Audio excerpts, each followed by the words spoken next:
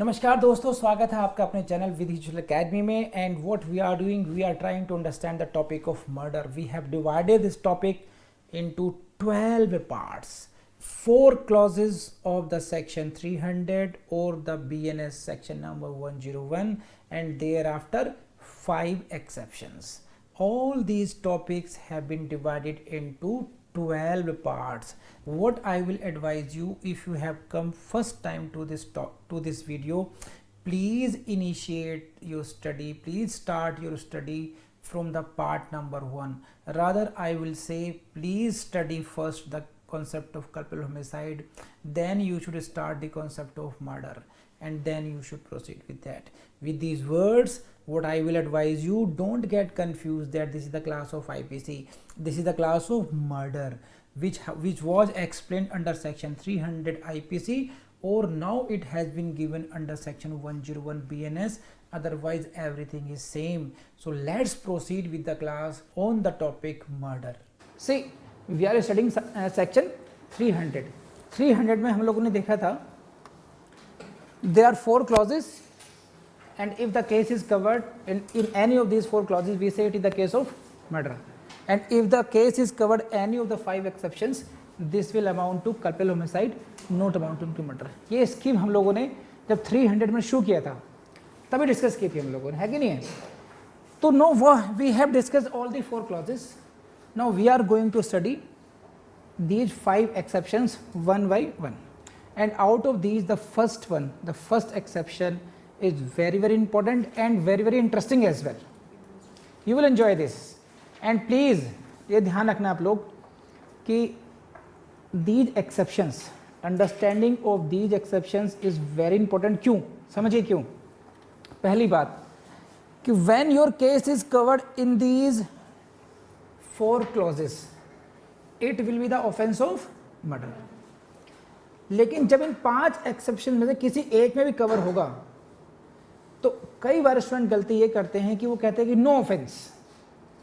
अगर 5 एक्सेप्शन में से किसी एक में कवर हो रहा है तो केवल उसका अंतर इतना पड़ेगा कि उसकी जो क्रिमिनलिटी है मर्डर से रिड्यूस होकर के कहाँ आ जाएगी, culpable homicide not amounting to murder हो जाएगा वो.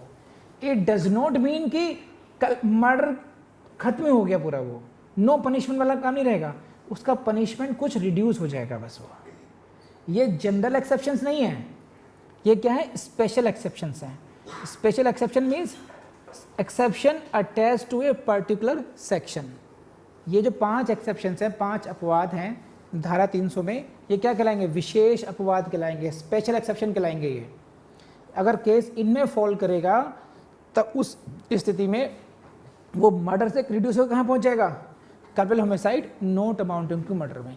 कई बार स्टूडेंट्स को मैंने देखा है प्रीलिम्स से कहेंगे नो ऑफेंस. इन एक्सेप्शन में जब कवर होगा तो ध्यान रखना आप लोग. बढ़े आप लोग. तो चलिए शुरुआत करते हैं फर्स्ट एक्सेप्शन में. दिस इज, पहली लाइन समझिए, culpable homicide is not murder if. Culpable homicide is not murder. It means what? It is culpable homicide. इस लाइन समझने की कोशिश कीजिए. क्या लिखा है? Culpable homicide is not murder. If, अगर ऐसा ऐसा होगा तो culpable homicide murder नहीं होगी. It means what? It will remain culpable homicide. At least it will remain culpable homicide. जैसे किसी कबड्डी के उसमें दंगल है कि नहीं है, अगर फर्स्ट पोजीशन नहीं मिली, गोल्ड नहीं मिलेगा तो सिल्वर तो मिलेगा ही रनर अप को, है ना. ऐसा नहीं है कि तुम कुछ नहीं मिलेगा. Culpable homicide may not amount to murder but still it will remain culpable homicide if following conditions are satisfied. Are you getting this point? Please raise hand. समझ में आ रही बात तो, है ना. If the conditions are satisfied as laid down in this exception 1, the offense will be culpable homicide not amounting to murder. तो पहली लाइन क्लियर हो गई आप लोगों को. Now I go to read the other things. If the offender means who is the accused here, who has killed someone, he is offender here. Violence deprived of the power of self control. जब वह अपनी आत्म संयम की शक्ति से वंचित हो चुका है। किससे?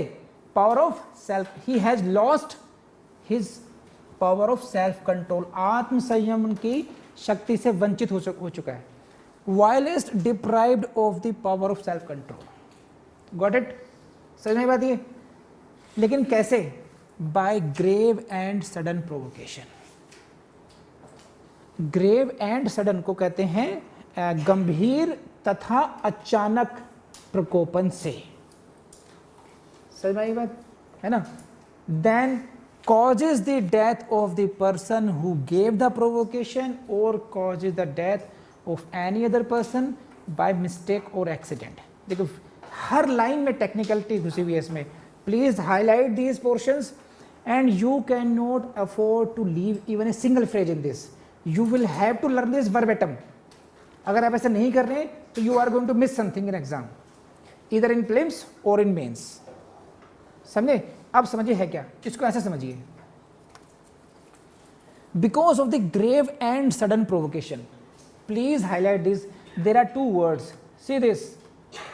If the offender violence deprived of the power of self control by grave and sudden provocation, and believe me, मैं पेंटिंग नहीं कर रहा हूं यहां पर अलग अलग तरह से, it is just to draw your attention कि how many words are there, how many different phrases are there.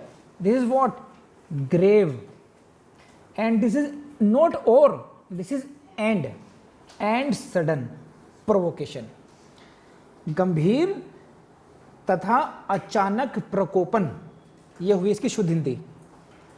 तो provocation must be what? Grave as well as sudden, both होना चाहिए। And because of this the offender has lost his power of self control. Got it और not? तो ये ध्यान रखना, आप power of control कैसे भी हो सकता है आपने शराब पी रखी हो, आप नशे में हो, आपने सेल्फ कंट्रोल खो दिया। You can lose your self control because of many reasons, but exception one is dealing just because of the one specific reason that you are losing power of self control just because of the provocation. And what kind of provocation? Which is grave and sudden. So it is very important. You are losing self control, and due to only one factor. What is that? Provocation. What kind of provocation? Which is grave as well as sudden. I hope this is clear to you now. Please raise hand अगर समझ आ रही बात तो ये। अब आगे बढ़ते हैं। तो ये तो हुआ बैक स्टोरी कि सेल्फ कंट्रोल खत्म हो गया। अब क्या कर रहे हैं? बिकॉज ऑफ दिस हुआ क्या? By grave and sudden provocation, please see the slide. While is deprived of the power of self-control, either he causes the death of the person who gave the provocation. आप उस व्यक्ति ने, ऑफेंडेंट ने उसकी मृत्यु कारित करी जिसने उसको गुस्सा दिलाया था। प्रोवोकेशन मीन्स गुस्सा दिलाना, प्रकोपन, है ना? तो उस व्यक्ति की हत्या करना, सॉरी हत्या नहीं, मृत्यु कारित करना जिस व्यक्ति ने उसको प्रकोपन दिलाया था, है ना? या otherwise causes the death of any other person, या किसी अन्य व्यक्ति की मृत्यु करना। लेकिन कैसे? Please highlight these words, by mistake or accident. These are very important words. इसको आप ऐसे समझिए, see, बुरी नजर वाले तेरा मुंह काला, है ना? तो so he is the offender, he is the owner in black, and this is the fellow who gave him provocation।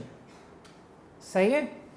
तो इसने प्रोवोकेशन दिया, या तो इसने इसी को मार दे, who gave the provocation, या अगर दूसरे को मार रहा है वो, तो these are the crucial words, by mistake or accident। For the applicability of exception 1, what is required कि आप किसकी डेथ कर रहे हैं, whose death you are causing। For the application of exception 1, you must cause the death of the person who gave you provocation। जिसने आपको provocation दिया होगा उसकी डेथ करेंगे आप, उसकी नहीं तो फिर अगर किसी अदर की कर रहे हैं, it should be the result of mistake or accident। Intentionally you cannot kill other person under this section to claim the benefit of this exception। Got it? जैसे for example, you see the illustration,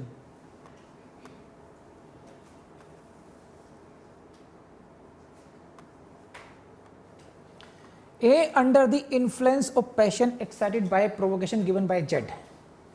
Who gave the provocation? Z. Intentionally kills Y, Z's child. See the word is what? Intentionally. And देखिए आपको exam में छोटी छोटी बातों में आपको घुमाएंगे. This is intentionally kills Y, who is Z's child. It is not that he kills by mistake or accident. He is intentionally killing someone else. Who gave the provocation? Z. Who is being killed? Y. Did Y give provocation? No. सही है. तो फिर exception 1 की जो requirement है वो पूरी नहीं होंगी यहाँ पर. ये it means his offense will be what? Murder. And or are you getting this point? He will not get the benefit of this exception because he is killing Y because of his intention, not accidental और वो. Raise hand अगर ये बात समझ में आ गई है तो. सेकंड पॉइंट देखिए इसका. Because see, in this case this is murder. Why? In as much as the provocation was not given by the child and the death of the child was not caused by accident or misfortune. कर लेंगे आप लोग. Now come to next. Y gives grave and sudden provocation to A. Who gives provocation? Y. Y gives grave and sudden provocation to A. A on this provocation fires a pistol at Y. किस पर pistol करता है वो? Y पर. Y is the person who is provoking him. सही है. A kills Z neither intending nor knowing himself to be likely to kill Z who is near him but out of sight. Here he is again, Z is killed. Third person is being killed, but it is by virtue of accident or misfortune. It is not intentional killing of Z. So therefore again here A has not committed murder but merely culpable homicide. तो difference समझ रहे हैं आप लोग. जो exception की language है मेरे ख्याल से समझ में आ रही होगी आपको भी है. This is causes the death of the person. Exception number 1 की डेफिनेशन में लैंग्वेज में causes the death of the person who gave the provocation. Got it? First category. Second, or causes the death of any other person by mistake or accident.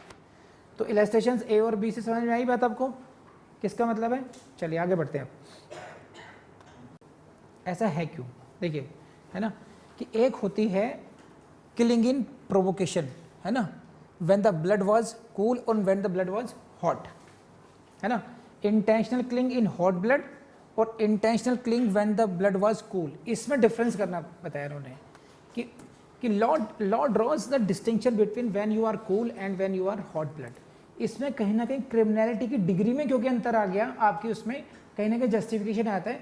तो वो आपको completely absorb नहीं कर रहे हैं. They are just reducing your punishment.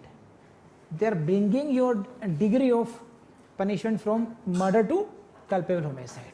समझ रहे आप नहीं आ रही भाई? इतनी सी बात समझनी है आप लोगों को. अब बाकी चीज़ों पर आ जाइए जरा. इसमें रहे ये तो हो गई बात ये. लेकिन आप सब लोगों ने लॉ पढ़ लिया यहाँ पर, है ना. बहुत सारे सियाने ऐसे भी तो हैं लॉ पढ़ के तोड़ निकालते हैं उसकी. अच्छा, गुस्सा आने पर कुछ कम हो जाएगा. यानी कि अगर मैं गुस्से की एक्टिंग करूँगा अगर मैं इन दैट केस कम से कम आजीवन 10 साल तो 10 साल काट लूँ, कोई दिक्कत नहीं इसे निपटाने के लिए, है ना. रमेश जी को निपटाने 10 साल तो ठीक है.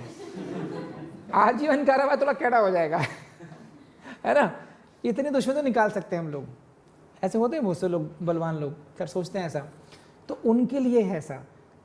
एक्सेप्शन नंबर 1 का मिसयूज ना हो, है ना उसका. क्योंकि एक्सेप्शन नंबर 1 में क्या कहता है आपको? गुस्सा कैसा आना चाहिए? दोनों प्रकार का आना चाहिए. सडन भी होना चाहिए और ग्रेव भी होना चाहिए.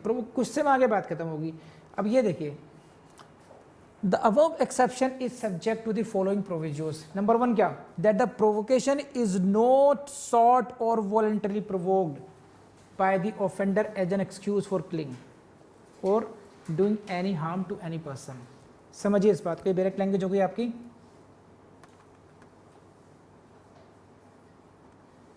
जैसे आपने देखा होगा जनरल फाइट्स में देखा होगा, है ना. जनरल फाइट तो हाथ लगा दिखा मुझे, है ना. अरे जा रहे हैं यार, ये तो हाथ लगा ना. नहीं नहीं भाई तू जा, नहीं तू लगा, अच्छा उन्हें हल्का हाथ टच कर दिया, हाउ डेयर टच मी, तेरी हिम्मत कैसे हुई, मतलब खुद को पहले उसको ऐसे हालात में लाए कि मुझे उस डिग्री का गुस्सा आ जाए, इसे कहते हैं प्रोवोकेशन शॉट, और वॉलंटरली प्रोवोक्ड, उन हालात को क्रिएट करना जहां पर आप जस्टिफाई कर सकें इस बात को कि इसने मुझे टच किया इसलिए मुझे इतना जबरदस्त गुस्सा आ गया, मैंने इसे लिपटा दिया इसको, वो नहीं हो सकता if in such circumstances, and it all depends upon the facts of the case. ये आपको जो फैक्ट एंड सर्कमस्टेंस केस होंगे वहाँ पर देखना पड़ेगा कि वाकई में कौन से हालात थे, कौन से हालात नहीं थे। लेकिन अगर ये ऐसा केस है कि जहाँ पर you are seeking the provocation, कि किसी तरीके से मुझे ये वो ऐसा कुछ कर दें कि मुझे गुस्सा आ जाए बस एक बार, और फिर मैं देखता हूँ उसको, एक्सेप्शन 1 में ले आओ अपने आप को किस तरीके से। तो for the application of this exception it is also necessary that the provocation is not sought or voluntarily provoked. Please raise hand अगर बात समझ में आ गई हो तो, है ना, सेल्फ प्रोवोक करवा दिया उस सामने वाली पार्टी से, वो हालात पैदा कर दिए कि सामने वाला गुस्से में आ जाए, पहले वो कर लेंगे आप लोग। Please next. Secondly, that the provocation is not given by anything done in obedience to the law. Second exception, देखो ये एक्सेप्शन का एक्सेप्शन है, ध्यान रखना आप लोग। Are you getting this point? If your case falls in exception 1, offense will be culpable homicide not amounting to murder. But again if your case fall in the exceptions, again it will go to murder. नहीं वैसे में आई आपको? Raise hand, कितने लोग समझ में आई बात ये? पक्का?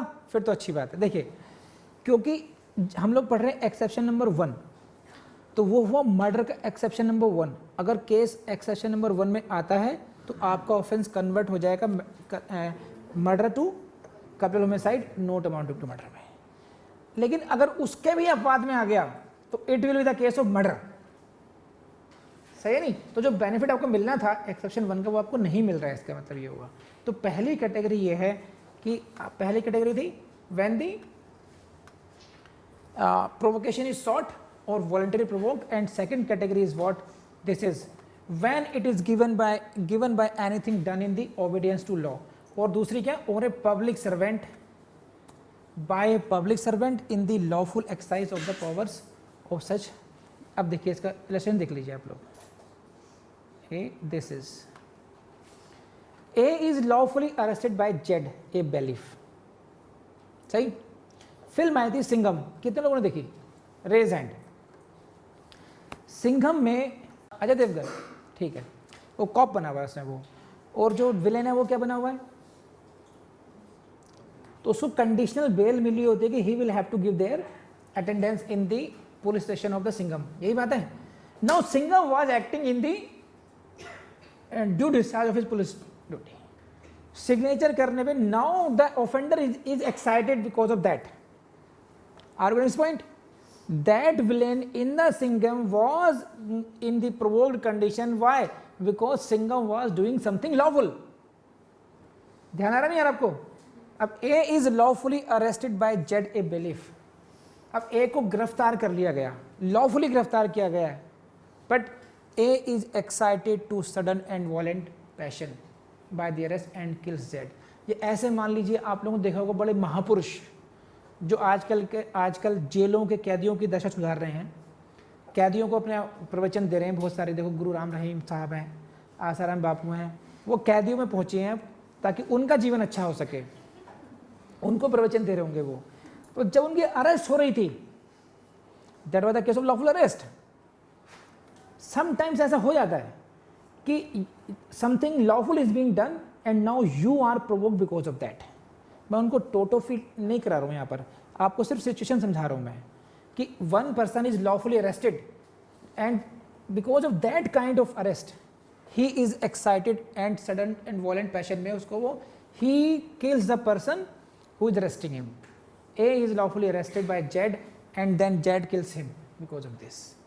तो अगेन जो आपको बेनिफिट नॉर्मल सर्कमस्टेंस से मिल जाता, बिकॉज यहां पर जो जेड है he is a public servant, he is doing something lawful, this is murder in as much as the provocation was given by a thing done by public servant in the exercise of his powers.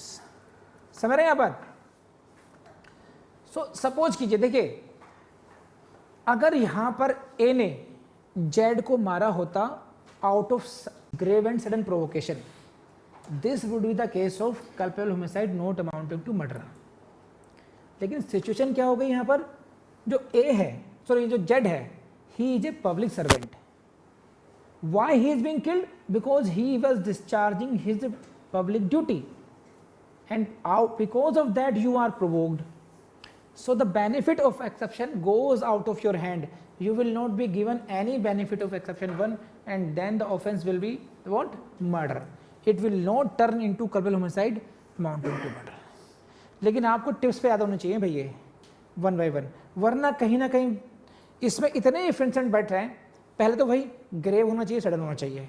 किसकी death करोगे तब करोगे, out of control हो गए थे नहीं हो गए थे ये भी देखना पड़ेगा। फिर ये देखना पड़ेगा कि लॉफुल कब कब नहीं मिलेगा लाभ ये। तो सभी चीज़ों को आप लोगों ने एक साथ ध्यान रखना है इसमें, समझे? नेक्स्ट, तो friends I know you must have understood the concept of murder till now. जो पढ़ाया गया आपको बहुत अच्छा समझ में आया होगा और आप बहुत अच्छे तरीके से कर रहे होंगे। मैं आपसे कहूँगा आपको कहीं भी जाने की ज़रूरत नहीं है, किसी कोचिंग में कोई पैसा देने की ज़रूरत नहीं है, इवन विधि जुडिशियल एकेडमी में कोई पैसा देने की ज़रूरत नहीं है। आपको मैं वो सब कुछ देने की कोशिश कर रहा हूँ जो आपको एक जज बनने के लिए या किसी भी कॉम्पिटिशन को बीट करने के लिए what ever is needed, that is given here itself. Just do it, do mastery over this. इसी को आपने मास्टरी करनी है बस ये। और अगर कोई चीज़ें पसंद आ रही हो तो प्लीज़ लाइक, शेयर, कमेंट। तो दोस्तों उम्मीद है आपको ये पार्ट पसंद आया होगा। और मैं आपसे एक ही बात कहूँगा, देखिए आपने ये कभी नहीं सोचना कि मैं जज नहीं बनूंगा, आपने ये नहीं सोचना कि मैं प्रोसिक्यूटर नहीं बनूंगा या मैं सक्सेस नहीं होऊंगा। आपने ऐसा सोचना ही नहीं है। एंड बिलीव मी, आप इन वीडियोस का फ़ायदा उठाइए, जैसे जैसे पढ़ाया गया वैसे कीजिए। 101% you will achieve your goal. मेरे कितने ही स्टूडेंट ऐसे हैं जो फर्स्ट अटैम्प्ट में जज बने हैं, जो कि मेरा प्रयास है। उसमें सबसे अच्छा तरीका ये है कि हमने फालतू नहीं पढ़ना है, हमने एक्स्ट्रा नहीं पढ़ना है, हमने रेलिवेंट पढ़ना है, टू द पॉइंट पढ़ना है और उसको बहुत अच्छे तरीके से तैयार करना है। तो इसी वर्ड के साथ, इन्हीं शब्दों के साथ, thank you very much for watching these videos and please like the video, share the videos, comment give your comments, give your love.